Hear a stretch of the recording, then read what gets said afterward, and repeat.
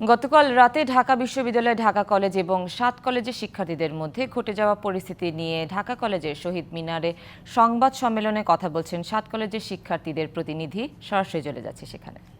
সংঘাতের দায় নিয়ে ঢাকা বিশ্ববিদ্যালয় প্রশাসনকে ক্ষমা প্রার্থনা করতে হবে এবং প্রো ভিসি মামুন আহমেদকে পদত্যাগ করতে হবে।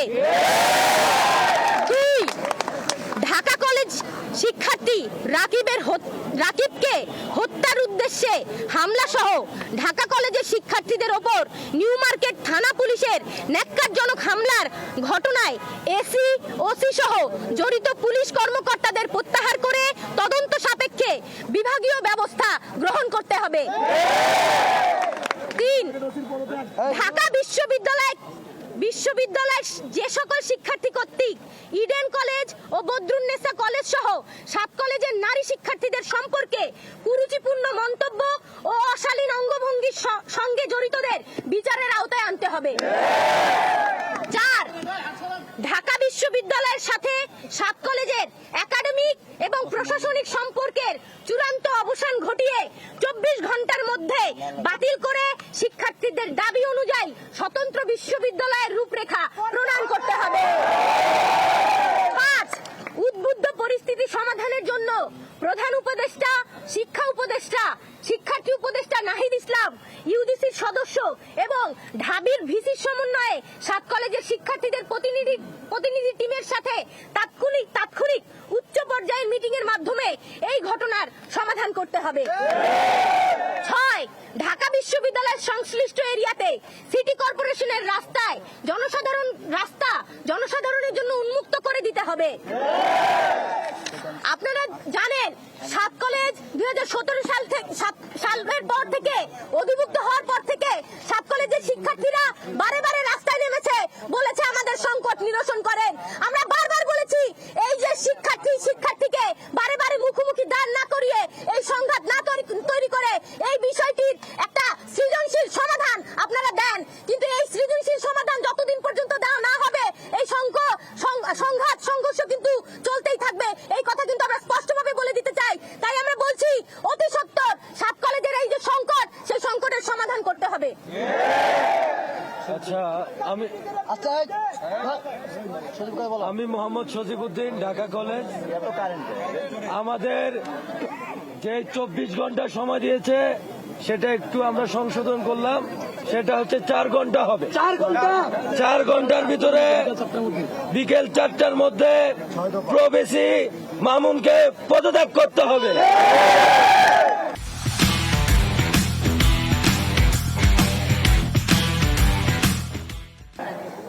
আর এই আমাদের ঢাকা কলেজের শিক্ষার্থী রাকিবের উপরে যেভাবে নির্মম, যে ফ্যাসিস্ট আওয়ামী লীগের আমলে পুলিশ যেভাবে হামলা করতো, ঠিক সেম কায়দায় হামলা হয়েছে।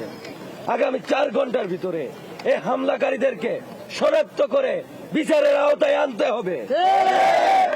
যদি না নেয় 4 ঘন্টা পরে Dhaka college, Titumir college, 7 college সহ আমরা কঠোর কর্মসূচি দিতে বাধ্য হব।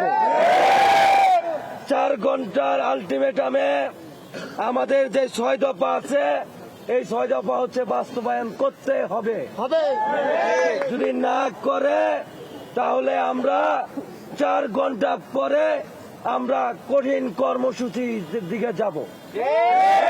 আমরা 4 দিন, 5 দিন কিংবা 24 ঘন্টা বেঁধে দেব না আর।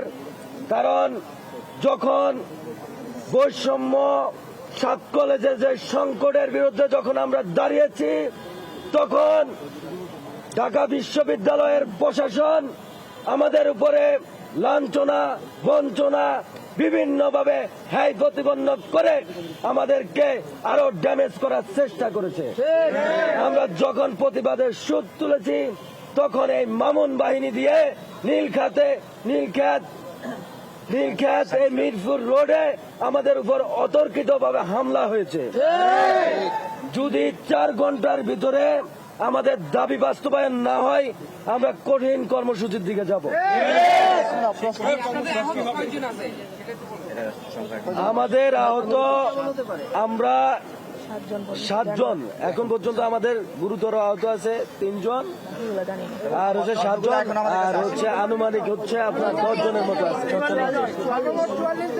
10 জন হচ্ছে দৃশ্যমান যারা এখন আমাদের হলে আছে, আর নরমালি হচ্ছে 50+ হবে আমাদের যারা আহত হয়েছে সব মিলিয়ে।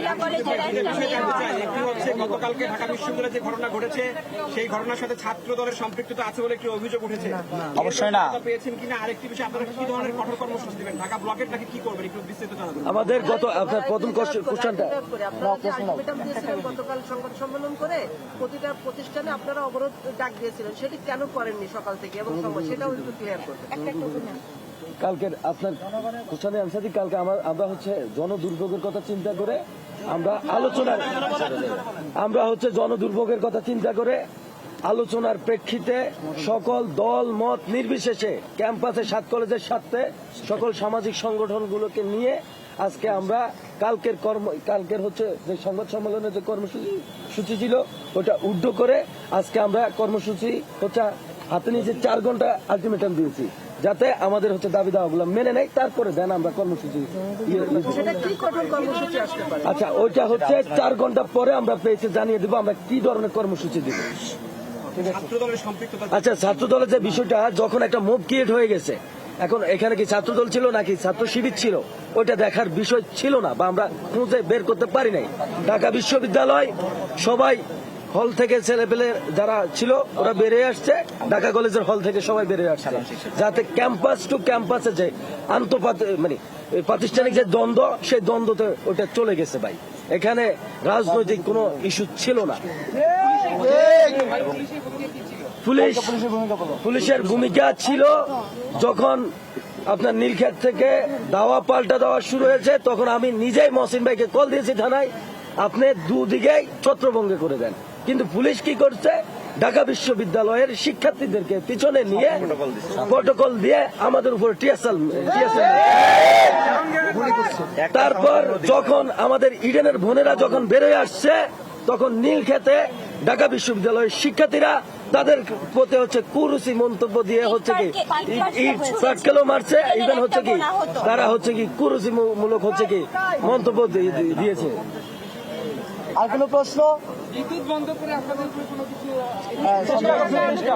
বিদ্যুৎ যে বন্ধ, এই এরিয়াতে মাঝে মধ্যে বিদ্যুৎ থাকে না, কালকেও বিদ্যুৎ ছিল না। ইভেন যখন এটা সম্পর্কে এক্স্যাক্টলি হচ্ছে আমরা কিছু জানি না, তবে আমি হচ্ছে মোহাম্মদ সজিবউদ্দিন, ঢাকা কলেজ। আমি সুমাইয়া আক্তার, ইডেন মহিলা কলেজ। দেখুন, কালকে যখন আমরা দেখলাম যে ঢাকা কলেজের শিক্ষার্থীরা নেমে এসেছে, তাদের উপরে ঢাকা বিশ্ববিদ্যালয়ের শিক্ষার্থীরা অতর্কিতভাবে হামলা করেছে, তারপরে কিন্তু ঢাকা ইডেন কলেজের সকল মেয়েরা রাস্তায় নেমে এসেছিল এবং এর প্রতিবাদে তারা কথা বলতে শুরু করে। কিন্তু আমরা সেখানেও দেখেছি যে পুলিশ, বিজিবি পরবর্তীতে কিন্তু সেখানে টিয়ারশেল নিক্ষেপ করেছে, আমাদের অনেক মেয়ে শিক্ষার্থী কিন্তু আহত হয়েছে, আঘাতপ্রাপ্ত হয়েছে। ফলে আমরা বলছি, এই যে জুলাই অভ্যুত্থানের সময় আমরা দেখেছিলাম 15ই জুলাই পুলিশ এবং ছাত্রলীগের পেটোয়া বাহিনী সাধারণ শিক্ষার্থীদের হামলা করেছিল, আমাদের নারী শিক্ষার্থীদের আহত করেছিল। কালকেও কিন্তু আমরা দেখলাম ঠিক একই কায়দায় আমাদের শিক্ষার্থীদের উপর, আমাদের নারী শিক্ষার্থীদের উপর হামলা করা হয়েছে। আবার অন্যদিকে আমরা দেখছি যে ঢাকা বিশ্ববিদ্যালয়ে কিছু শিক্ষার্থী যারা এই আন্দোলনকে প্রশ্নবিদ্ধ করতে রাস্তায় নেমেছিল, উস্কানিতে পড়ে রাস্তায় নেমেছিল, তারা আমাদের নারী শিক্ষার্থীদের নিয়ে নানান ধরনের অঙ্গভঙ্গি করেছে, নানান উস্কানিমূলক কর্মকাণ্ড করেছে। এর আমরা তীব্র নিন্দা জানাই এবং এই যে সকল শিক্ষার্থী এই কর্মকাণ্ডের সাথে জড়িত ছিল তাদের আমরা দৃষ্টান্তমূলক শাস্তির দাবি করছি। আর কোনো প্রশ্ন আছে?